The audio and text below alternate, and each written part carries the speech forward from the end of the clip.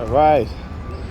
So this woman walked by me, older woman, and literally stuck her pinky out, except she turned her hand, as if you was to look at the palm of your hand.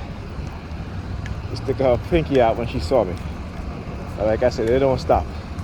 They always manipulating, doing all kind of shit so they can try to get away with what they've done.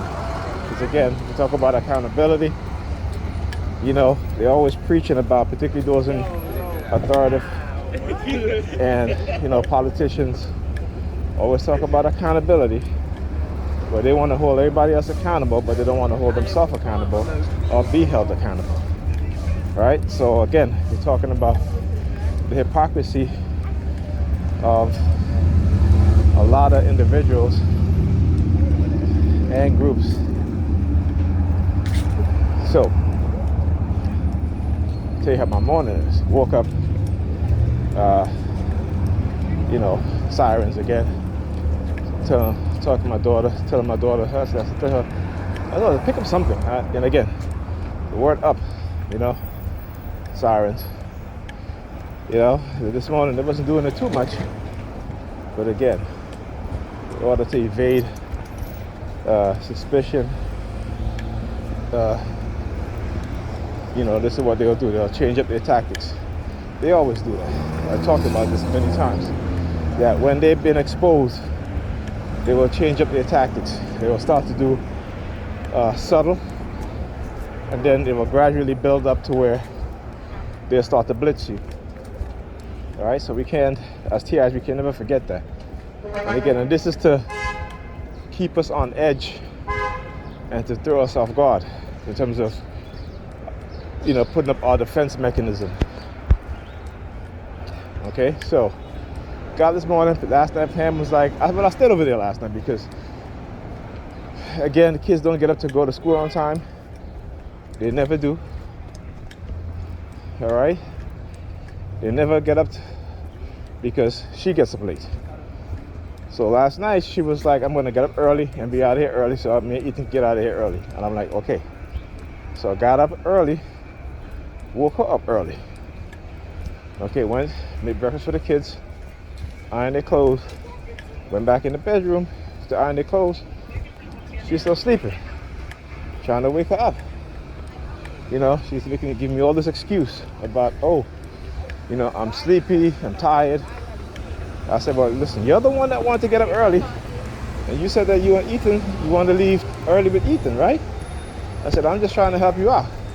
Oh, I got it. I'm like, no, you don't got this. Because if you do got it, then you'll be able to get up early. But of course, her pattern, her nighttime pattern, I keep telling her about this for years. I said, you need to stop getting up in the middle of the night, staying up for 2-3 hours, and then going back to sleep.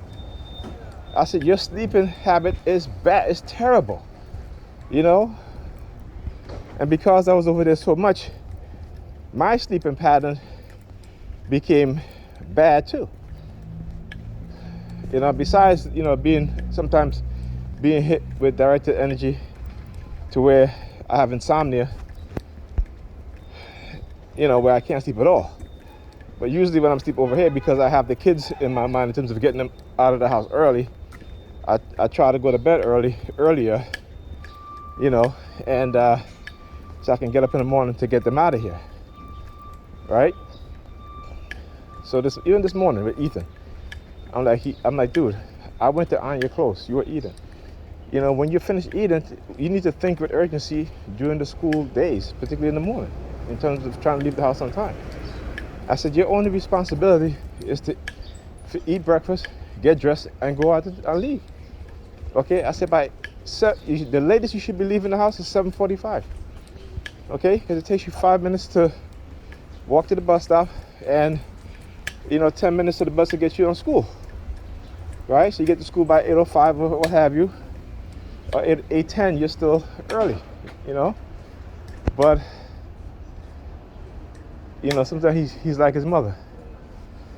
It's like I gotta be on top of him I got to micromanage him in the morning, while I'm doing other things.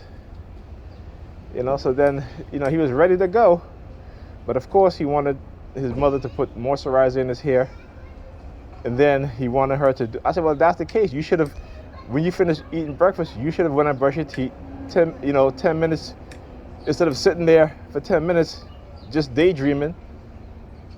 You could have had her do all of that. So I said, listen. So he was looking for. I said, what are you doing now? I'm looking for. I'm like, no, you need to get out of here. Get your jacket, get your bag, and get out of here. Okay? And like I told her, I said, you need to stop encouraging him in this nonsense.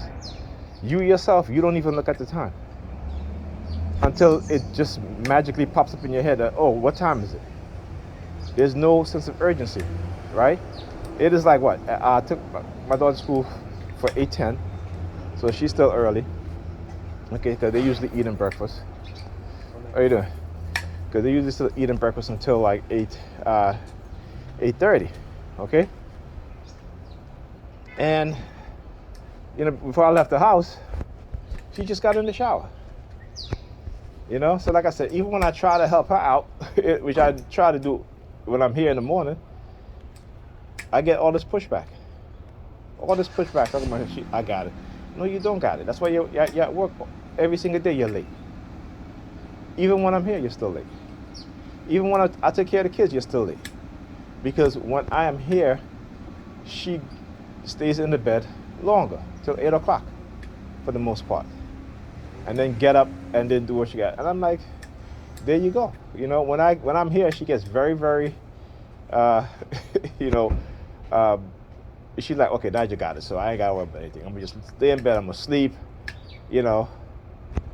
And again, I said to her, I said, you talk about teamwork. You don't even believe in teamwork. I keep telling us, I said, what you believe in is that when I'm here, I do the shit that you don't want to do. Okay? I said, and that's not teamwork. That's not teamwork. I said, look, last night you cook. I was washing the dishes. You came in, you to put away the food, and all you did was put away one dish. Right? You left the other dishes that you cooked right there for me to put away. So I said, the next time I'm washing dishes, I'm only going to do half the dishes, and I'm going to leave the rest for you to do. I said, that's how you operate. That, because when I'm there, you only do a little bit, and I'll do the rest. Okay? I said, that's not teamwork. Teamwork is if I get up in the morning early, you see me making the kids breakfast, you get up, you can go, you can iron their clothes. I said, that's teamwork. Okay, that's teamwork. Or get up early. That way, if I'm making breakfast, ironing their clothes, you can be out the door with the kids early. Right? That's teamwork. But these women today, doesn't matter if they're 25 or 45 or 50, they've been conditioned to see men as something that they can use and take advantage of. There is no cooperation. And then the older women, now their mamas and their aunties, is the one that taught them that because of their experience with men. And so, like I said, I don't want to raise my kids like that. So I talk to them all the time. I keep telling them, I say, listen, I will not have you grow up as an adult and put another person through to put another person through what you wouldn't want to do. Okay? So my job as a parent and our job as parents is to raise our children with realistic outlooks, right? Not putting fantasy in their heads, but teaching them the truth, being honest, okay? And creating in their mindset a mentality in which they can work and agree with people. They know how to compromise. They know how to work in a relationship. Many of us don't because we haven't been taught that. So Hence the reason why you see all the issues we're having with each other as men and women. And it's not just in the black community, because it's going to trickle on to other communities too, like I said. Whatever they do in the black community is going to trickle down to their community eventually. Right? Because this is being deliberately done to us. But we fail to understand. I'm not talking about TIs here. I'm talking about my group of people. Okay? Black and European people. So, if we're not going to raise our kids to be different, to change the programming so that they can have better outcome, not just in their lives, but in terms of their relationships, in terms of if they're married, if they do get married, and in terms of sustaining a healthy, long-lasting relationship to carry on the legacy.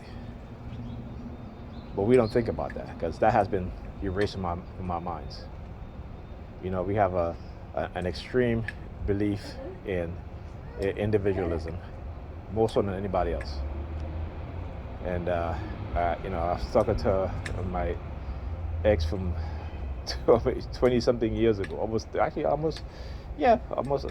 years ago. You know, we keep in touch. And I said, you know, you have to raise your daughters to